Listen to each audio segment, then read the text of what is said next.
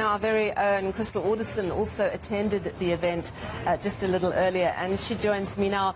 Crystal, really such a wonderfully uplifting event, a sense of celebration, of course improved by the wonderful musical interludes. But is there a sense of joy where you are?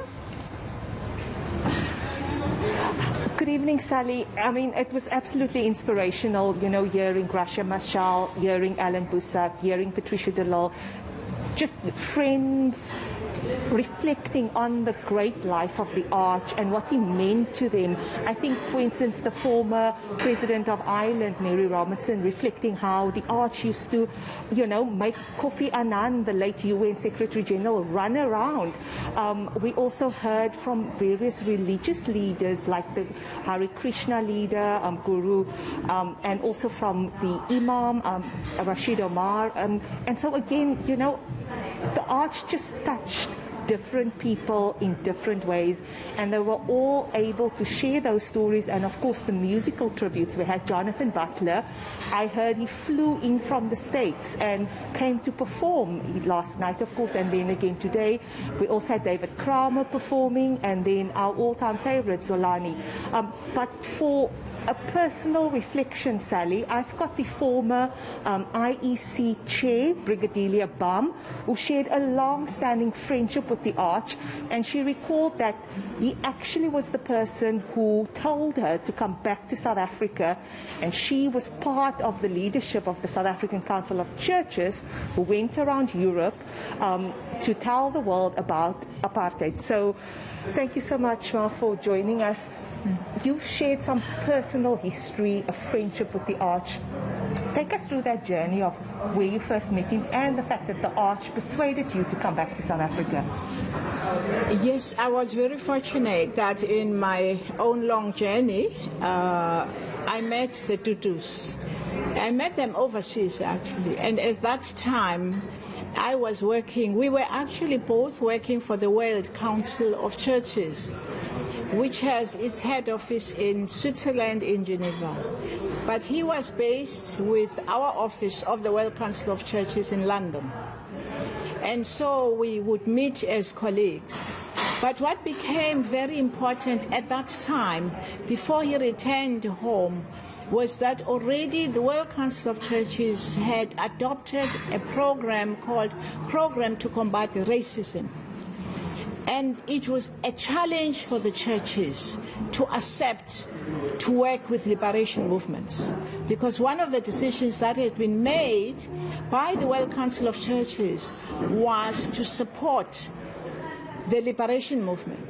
And there were a number of objections. I will mention few where Archbishop really made an amazing message to the world, which was describing South Africa as a just war, that it was not just a war that people find.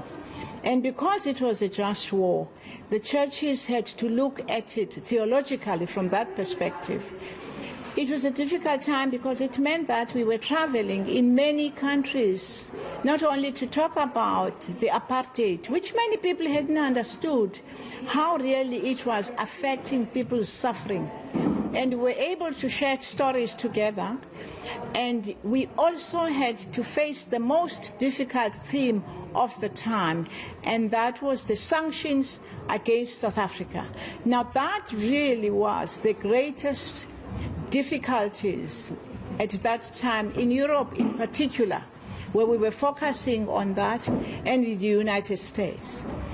And our endless debates, recalling, we were recalled once with Archbishop. He was then, of course, not Archbishop. We were all simply members of staff of the World Council of Churches. We were recalled back to the head office when we were on holiday in different places. He lived in London and I lived in Switzerland, because our General Secretary at the time was Philip Porter, facing a lot of challenges from churches around the world who were threatening to withdraw their membership from the World Council of Churches. And we are talking about an organization that had over 365 member churches of the world. And for us to be able to defend, and his articulation And his own basis of theology and justice was really what, at the end of it all, was able to convince the world, and the churches in particular. Many years then later, he returned home, and after he had been working here at home, I won't go into that history, he then advised me and persuaded me to return home. I'd been away then 21 years away from home, and persuaded me to come and work with the South African Council of Churches. We had all kept in contact while we were overseas with the South African Council of Churches. That is why he also agreed to become the General Secretary of the South African Council of Churches, because it was a very important organization for us to be able to relate not only to churches but also to governments all over the world, because of the base of the World Council of Churches, the ecumenical movement, enabling us to travel and work around the world. And he is one of those people who made an outstanding contribution during that period of really informing the world, and his amazing faith. He is a man of prayer. He never tried to convince people with the language of ideology. He would always talk about something that he believed most in, and that was reconciliation. Many people would say there will be war in South Africa. South Africa will go to war. And I remember when we were back home, and I was also then working for the South African Council of Churches, a debate which I share with people with de Klerk that he had. And he says to Mr. de Klerk, it's a story, how do you feel, Mr. de Klerk, at the end of the day, as a father and as a husband and at home, with the kind of work you are doing, which unfortunately means you have to implement all policies of apartheid that have led to so much human suffering.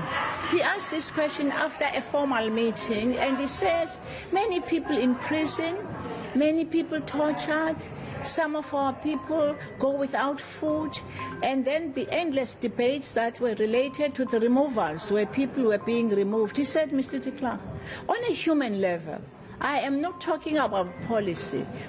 I am talking to you on real, what I call the human feeling. How do you feel? I'll never forget that courage which he had. He spoke in an honest way, and he spoke the truth, and that was the kind of man he became. Respected, not only at home, but respected, and carried the same principles of justice when he talked about the people in the Philippines, whether he talks about the people in Burundi, whether he talks about the people in Australia, about the Aboriginal people. That was his message at the time, and that made me to feel this man, not only did he promote justice, but was a believer and genuine about working with women, believed in us. That is why he recommended me to return home and work with the South African Council of Churches, something that was rather difficult for them because I was a woman. They'd never had a woman to hold that position, and they were surprised because also I was not ordained as a priest. But it was through Desmond that he was able to do that. And I was amazed that 4 major departments in this country in the 80s were headed by women. First, the department of what was called the Dependence Conference. This was a department that dealt with families of political prisoners, that dealt with people who were detained, that dealt with lawyers, and a woman headed it. The second important program was issuing scholarships to people in this country, also headed by a woman. The third one, you will not believe, was development.